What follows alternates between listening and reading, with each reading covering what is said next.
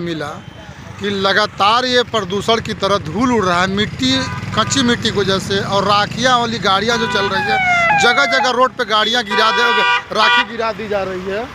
इस पे आप क्या कहेंगे? मैं मनोज सिंह, जिला उपाध्यक्ष भी सिंधु परिषद।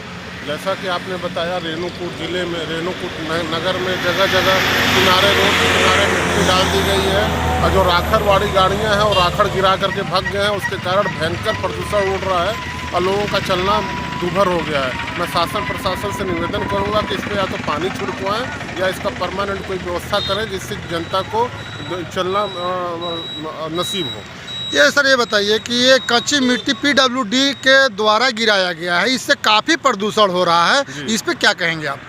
देखिए, मिट्टी गिराया गया है, वो तो मेरे हिसाब से गिराया गया रोड के किनारे। वो तो मिट्टी गिराना इसलिए ज़रूरी था क्योंकि इससे मान लीजिए कोई एक्सीडेंट ना हो, लेकिन इसका परमानेंट उपाय करना चाहिए था। इस पर पानी डलवा करके इसको कायदे से रोलिंग करना चाहिए था ताकि मिट्टी ना उड़े, और ऐसा अगर नहीं किया गया तो अभी भी शासन प्रशासन को संज्ञान में लेके ये कार्रवाई करना चाहिए। ये लगातार आला अधिकारी दौड़ रहे हैं क्या? इनको ये रोड से लेकर, जाम से लेकर के आए दिन दुर्घटना हो रही है, इनको क्या दिख नहीं रही है? इस पर क्या कहेंगे आप? देखिए, सोनभद्र में रेणुकूट का बड़ा दुर्भाग्य है कि हम लोग जिले के सबसे अंतिम छोर पे हैं। यहाँ रेणुकूट, सोनभद्र जिले से 4 राज्य लगते हैं, लेकिन उसके बाद भी किसी को इस जिले का ज्ञान नहीं होता।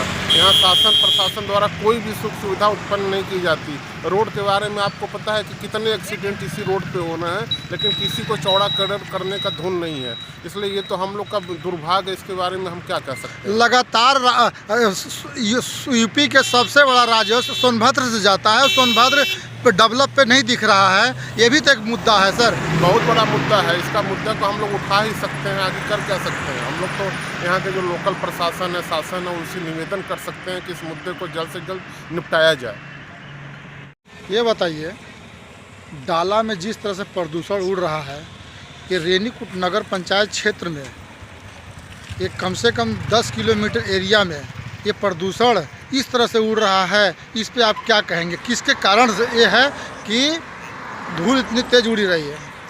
किसके कारण कहेंगे? सरकार की देन है। डाला को तो लोग भूल चुके हैं, अभी रेणुकूट को लोग याद किए हैं। डाला का बाप हो गया है रेणुकूट। ये प्रदूषण में रेणुकूट डाला का एकदम पूरी तरह से बाप हो गया। पैदल और गाड़ी और साइकिल वालों के लिए तो मतलब लग रहा है कि ये 2 कौड़ी के लोग हो गए हैं, इनको कोई चिंता ही नहीं होगा।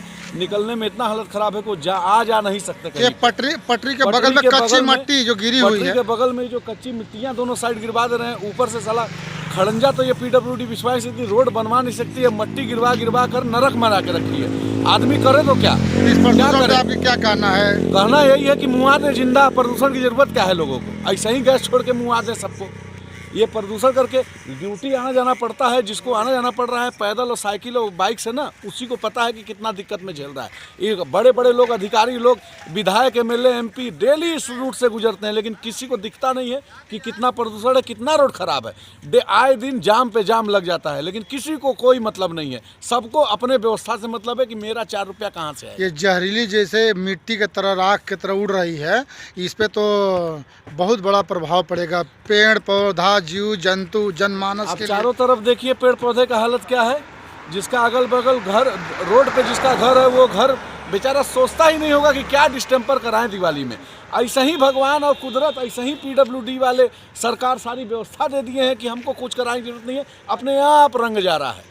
हम लोग तैयार होकर घर से ड्यूटी के लिए निकलते हैं, जब ड्यूटी ऑफिस में पहुंचते हैं तो लोग कहते हैं, वहाँ के ऑफिसर कहते हैं कि तुम लोग को पैसा वैसा नहीं मिलता है क्या? कपड़ा उपड़ा कायदे से नहीं पहन के आते हो क्यों? बोले बेचारा गंदा हो जाता है, करे तो क्या करे, जाए तो जाए कहाँ?